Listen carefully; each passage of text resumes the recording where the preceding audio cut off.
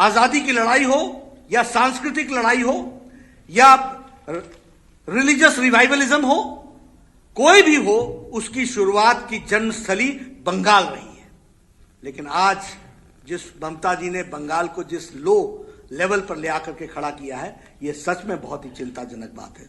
और मैं मानता हूं कि आने वाले समय में चुनाव में लोग ममता जी को नमस्कार कहने वाले हैं और भारतीय जनता पार्टी का कमल खिलेगा। 200 सीटों से ज्यादा भारतीय जनता पार्टी चुनाव जीत करके आएगी, यह मैं आपको बताना चाहता हूं। यहां पॉलिटिकल वायलेंस और डेथ ऑफ डेमोक्रेसी हो चुकी है। मैं कहने के लिए नहीं कह रहा हूं। We have lost 130 BJP workers. 100 का तर्पण यानी उनके अंतिम संस्कार में और उसके बाद की पूजा मैंने खुद कलकत्ता में आकर के की है। 100 के परिवार, और ये कोई मैं दिखाने के लिए नहीं कह रहा हूं, इन कैमरा मैंने तर्पण किया है। सारे परिवार के सदस्य वहां उपस्थित थे। सभी परिवारों के लोगों से मैं मिला हूं। जिन हालातों में उनका मर्डर हुआ, पॉलिटिकल मर्डर हुआ, इसको बंगाल की जनता कभी माफ नहीं करने वाली। और बंगाल की जनता को तय करना है कि क्या ऐसी सरकार और ऐसी संस्कृति को यहां पर जगह देना है।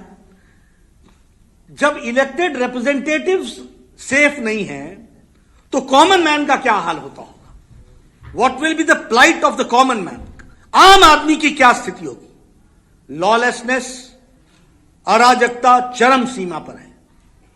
एडमिनिस्ट्रेशन, मैंने पहले कहा, कोलैप्स कर चुका है। हमारे एमएलए देवेंद्र नाथ रे, बप्पी घोष, पूरन चंद्र दास, गौतम पात्र, सुदर्शन परमाणिक, शेख लियाकत, गणेश रॉय, शंभारू बर्मन, दीपक मंडल, मनीष शुक्ला, ये सब पिछले 2 महीने में इनका मर्डर हुआ है। इन द पास्ट 2 मंथ्स मैंने सिर्फ आपके सामने 7-8 नाम गिनाए। ऐसी संख्या और श्रृंखला 130 की है। ये बंगाल की सभ्यता और राजनीतिक सभ्यता का सूचक है क्या? ये ममता जी के राजनीतिक कार्य करने का तरीका है क्या?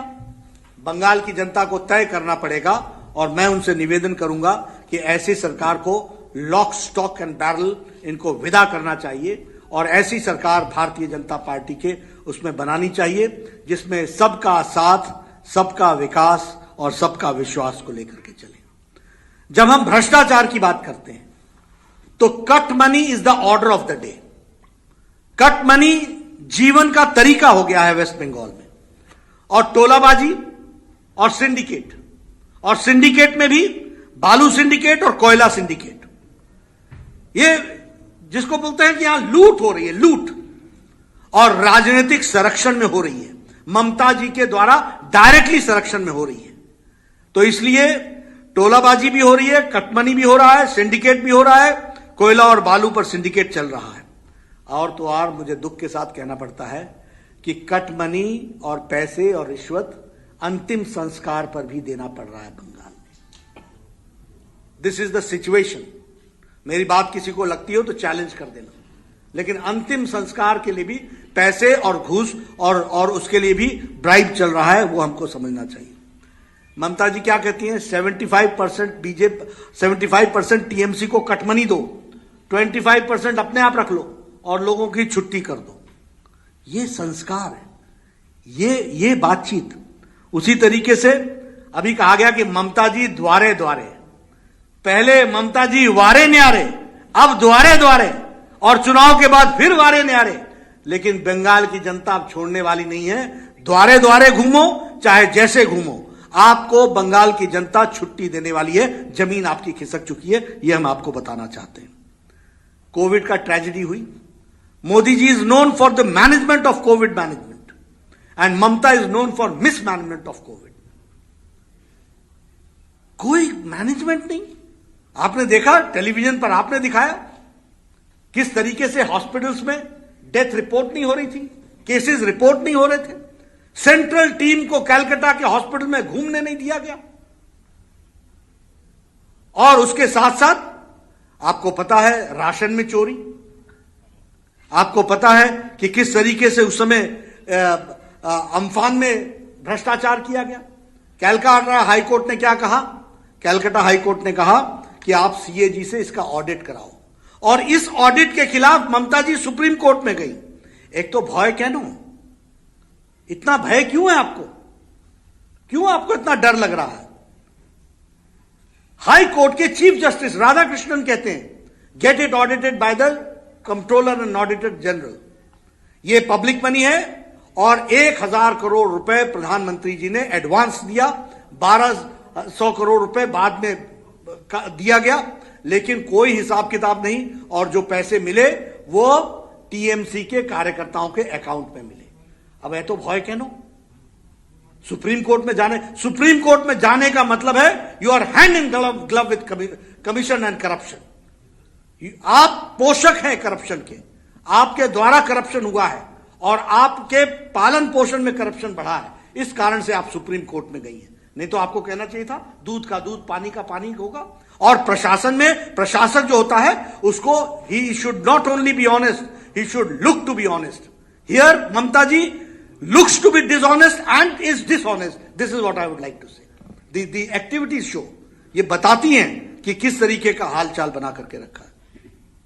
टीएमसी की सरकार चाल चोर सरकार, त्रिपाल चोर सरकार, राशन चोर सरकार, ये टीएमसी की सरकार के सिनोनिम्स हैं, ये सरकार के पर्यायवाची शब्द है। चौल चोर, त्रिपाल चोर, राशन चोर, क्या हाल बना करके रखा है। और पहले क्या कहती थी? मां माटी मानुष, और आजकल क्या कहती हैं? तानाशाही, तुष्टीकरण और टोलाबाजी। यह आज की स्थिति बन गई है। मित्रों, हमारा बड़ा स्पष्ट कहना है कि ऐसी सरकार, मैंने पहले कहा, अभी आपको पता है फार्मर्स के विषय पर प्रधानमंत्री जी ने प्रधानमंत्री किसान सम्मान निधि में 10 करोड़ लोगों को 2-2 हजार रुपए और 6,000 रुपए साल का 3 किश्त में देने का तय किया। अप्रोक्सीमेटली 70 लाख किसान बंगाल के इससे वंचित हैं, 70 लाख लोग वंचित हैं, उनको यह पैसा नहीं मिल रहा है। और ममता जी क्या कहती हैं? ये सीधे हमको दो। और मोदी जी और हमारा क्या कहना है कि यह सीधे किसान के खाते में जाएगा, उसके अकाउंट में जाएगा। और ममता जी कहती है आमा के दिए दाओ, आमा के दिए दाओ, कटमानी कटमानी कटमानी। ये कटमनी का तरीका है जिसको हमको समझना चाहिए। उसी तरीके से आयुष्मान भारत, लगभग 4,67 lakh people are deprived of 5 lakh health coverage per year per family, 5 lakh per year per family. And कितने लोग?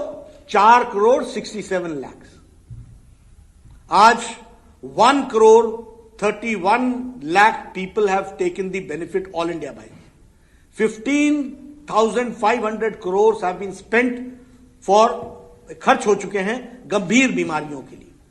लेकिन बंगाल के गरीब लोग, और कौन आते हैं इसमें?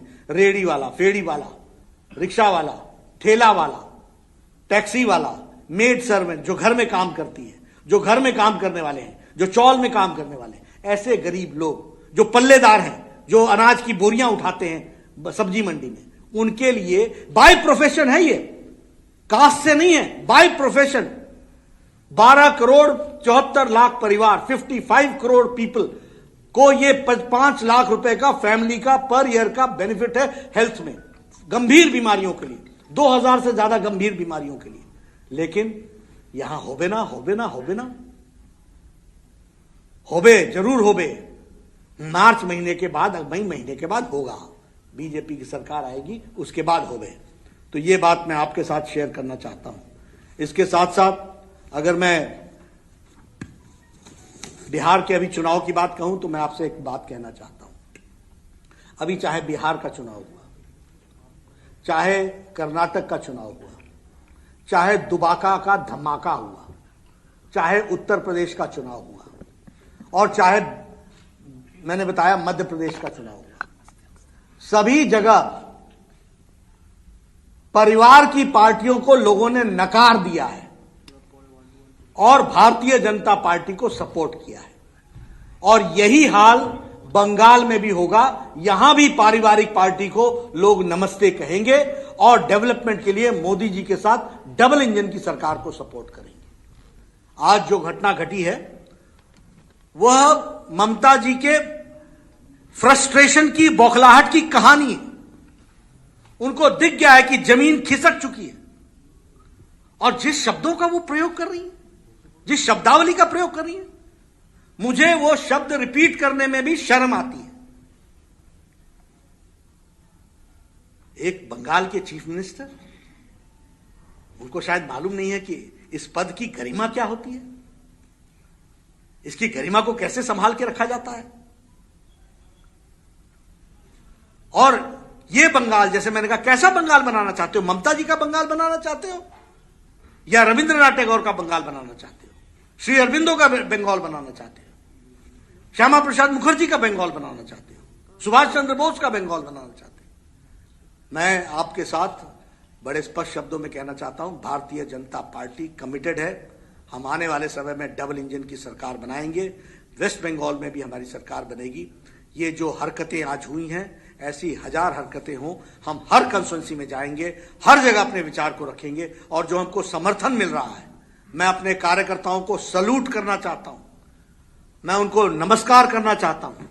आपने देखना है किस तरीके से आज लगभग 50 मोटरसाइकिल गायब कर दी गई हमारे रैली से, उनको पीटा गया, उनको मोटरसाइकिल मिलनी नहीं है दोबारा, वी नो दैट।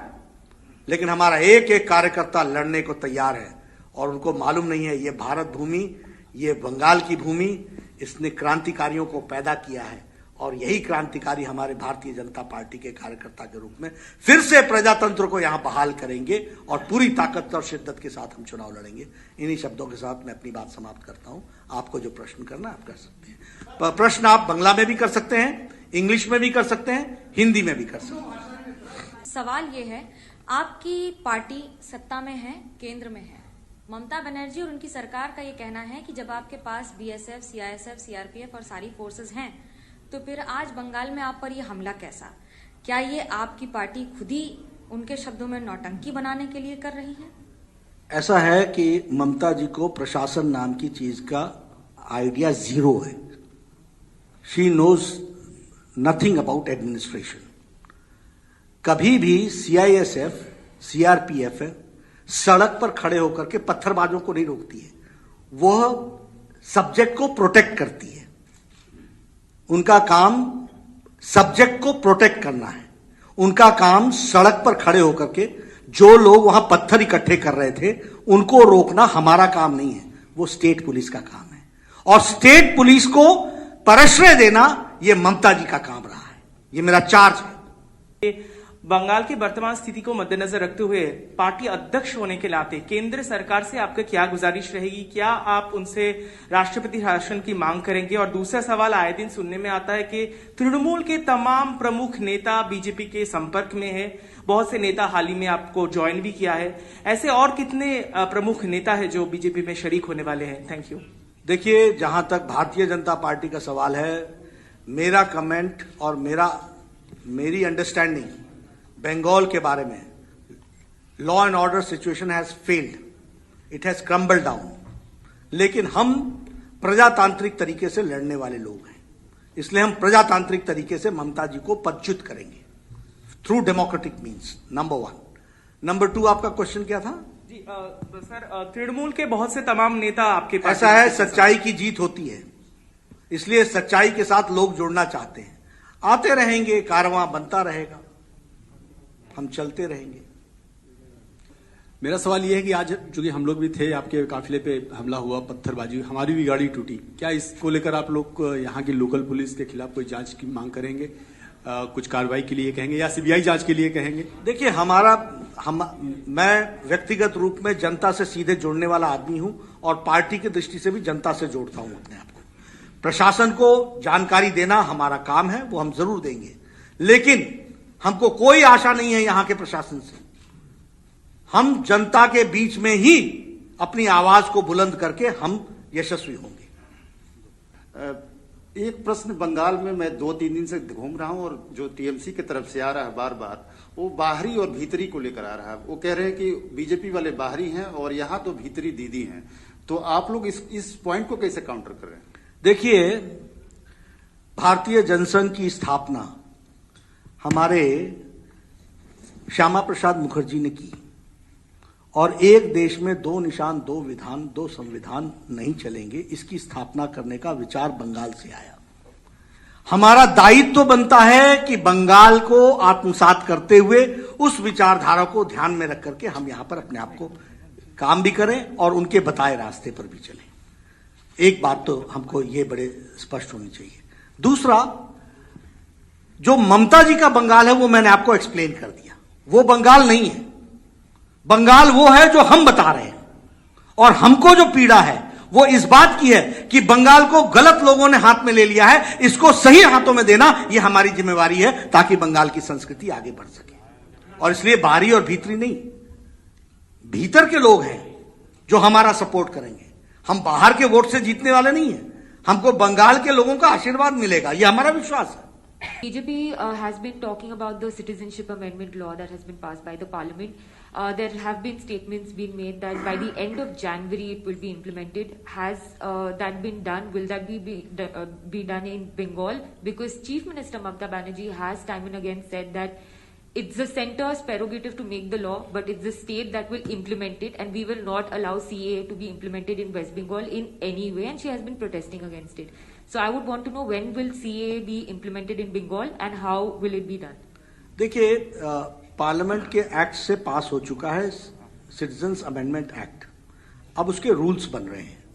जैसे ही रूल्स बन जाएंगे वो इंप्लीमेंट होगा और लेटर और स्पिरिट में इंप्लीमेंट होगा, और यहां भी होगा।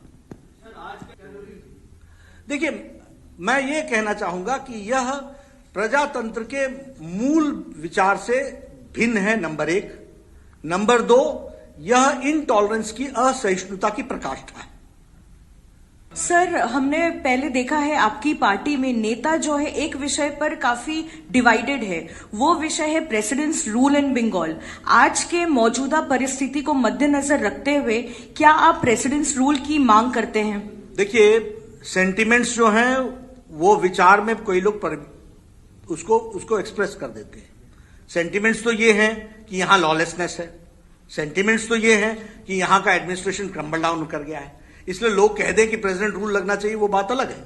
लेकिन मैं हमेशा इस बात को कहता हूं कि हम प्रजातांत्रिक तरीके से ही आगे बढ़ते हैं, इसलिए डेमोक्रेटिक एथोस को हम ध्यान में रखते हैं, which Mamata ji does not keep. Just needed to know, when you planned this trip to Bengal this time, you've been here multiple times in the past, but this time around you specifically chose two constituencies.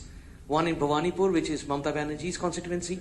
The other was Diamond Harbour, which is Abhishek Banerjee's constituency. Was there a political message that you wanted to give out when you actually visited these two constituencies? And what is your experience besides the violence? What is your experience from these two constituencies? देखिए, it's a very good question, number one. Number to, ये दोनों ही constituency अराजकता का, असहिष्णुता का और anti development का उद्गम स्थान है, लॉलेसनेस का उद्गम स्थान है। इसलिए इस जगह पर जाना आवश्यक था, क्योंकि भ्रष्टाचार का उद्गम स्थान यही है, इनटॉलरेंस का उद्गम स्थान यही है, असहिष्णुता का उद्गम स्थान यही है, भ्रष्टाचार का उद्गम स्थान यही है। और विकास, आज आपने देखा होगा, पांडे जी आप भी थे, आलोक जी, सब आप लोगों ने देखा होगा डायमंड हार्बर का क्या हाल है। कल आपने भवानीपुर भी देखा, मैं जिन घरों में गया, पानी की व्यवस्था नहीं, टैंकर माफिया वहां दंदना रहे हैं। This is Mumtaz constituency. तो उसको फर्स्ट हैंड रीडिंग करना ये हमारा काम है, और इसलिए purposely, because they are the starting point of corruption, intolerance, lawlessness, ये सब चीजों का वो स्थान है, इसलिए हमने इसको चुना।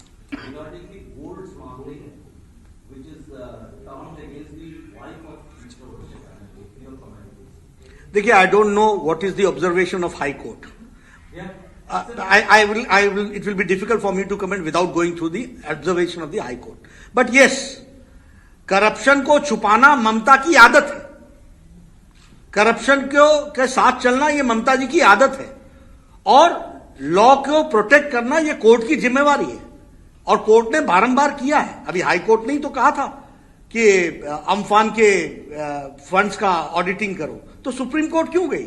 इट शोज एतो भय क्यों ना, ये भय है। तो अभी हाई कोर्ट में भी अगर हुआ है सोने के स्मगल को लेकर के, ये सब चीजें इनके part and parcel of life है। So I have two questions. One is regarding the ongoing farmer protest in Delhi.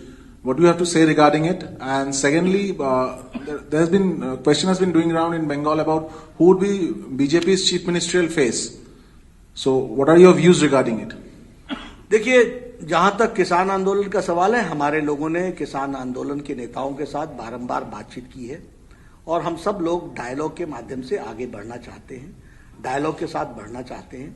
लेकिन हाँ, जो किसान के दृष्टि से उनके क्वेश्चंस थे, उनका हम लोगों ने बारंबार जवाब दिया है और उनके उन बातों पर कोई भी उनको चिंता करने की जरूरत नहीं है। So it is ultimately the dialogue which is going to take place, number one. Number two, आपने बात की यहाँ के चीफ मिनिस्टर की दृष्टि से, ये स्ट्रैटेजी का मामला होता है, ये इंटरनल स्ट्रैटेजी का मामला होता है। We will cross the bridge when we come to that. पिछले कल के जो इंसिडेंट हुआ और आज आपका कॉन्वॉय में जो अटैक हुए थे, इसके ऊपर गवर्नर ने चीफ सेक्रेटरी और डीजी पुलिस को बुलाए थे मीट करने के लिए, मगर दोनों ने उनके साथ मीट नहीं किया। अब कैसे देखते हैं इसको? देखिए, all parameters show that all parameters show one sec दोनों ने मीट किया है। ये राज्यपाल भी बार बार इसको इंटरवेन कर रहे हैं, मगर स्टेट एडमिनिस्ट्रेशन इसको सीरियसली नहीं ले रहा है। देखिए, all parameters show that administration has crumbled down by the chief minister. There is a disrespect for the constitutional authority and constitutional integrity, ये स्पष्ट दिखता है। इसलिए एनार्की है और एनार्किस्ट अप्रोच से ममता जी चली हुई, और इसका विरोध करना ये हमारी जिम्मेवारी है और जनता के बीच में इसको उजागर करना ये हमारी जिम्मेवारी है, ये हम बखूबी करेंगे।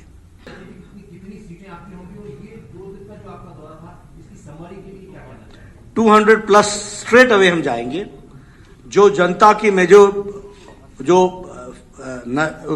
नजर आया प्यार भारतीय जनता पार्टी के प्रति और जिस तरीके का भय का वातावरण ममता जी ने बनाया था, उस भय को तोड़ते हुए आज लोग डायमंड हार्बर में भी जिस तरीके का उन्होंने हमारा स्वागत किया है, वह इस बात को बताता है कि लोगों ने उनको नमस्कार कहना तय कर लिया है और उनका तिरस्कार तय। सर, लगातार एक सवाल किया जाता है ममता बनर्जी की ओर से सीएम कि सेंट्रल गवर्नमेंट जो है वो सीबीआई को यूज करती है और जो सेंट्रल टीम है उसके माध्यम से पार्टी को तोड़ने की कोशिश कर रही है।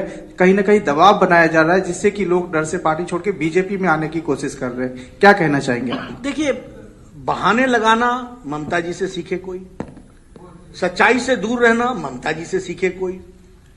सच अच्छा नहीं लगेगा कि झूठ बोलना, लेकिन सच्चाई से परे रहना, दूर रहना, यह ममता जी के पर्सनैलिटी का इनबिल्ट इंग्रेडिएंट है। तो उस पर जवाब क्या दिया जाए? You see, we are a political party. It is our responsibility to educate the people and fight out. And ये तो ममता है, हमने तो इंदिरा गांधी के खिलाफ लड़ाई लड़के जंग जीती है, तो हमको तो डेमोक्रेटिक तरीके से लड़ना आता है। और जो लोग कहते हैं कि शासन हमारा है, उनके हाथ से शासन छीनना भी जनता को आता है। অনেক ধন্যবাদ নাড্ডাজিকে, আজকে অনেক খুবই গুরুত্বপূর্ণ কথাবার্তা বললেন এই পরিস্থিতির মাঝখানে। আর আশা করছি সামনের দিনে উনি আবার আসবেন অনেকবার, তখন আপনাদের সঙ্গে আবার ওনার দেখা হবে। এবং অনেক অনেক ধন্যবাদ, আপনারা আজকে এই ধরনের প্রোগ্রাম চেঞ্জের সত্ত্বেও সবাই মিলে আসতে পেরেছেন। অনেক অনেক ধন্যবাদ।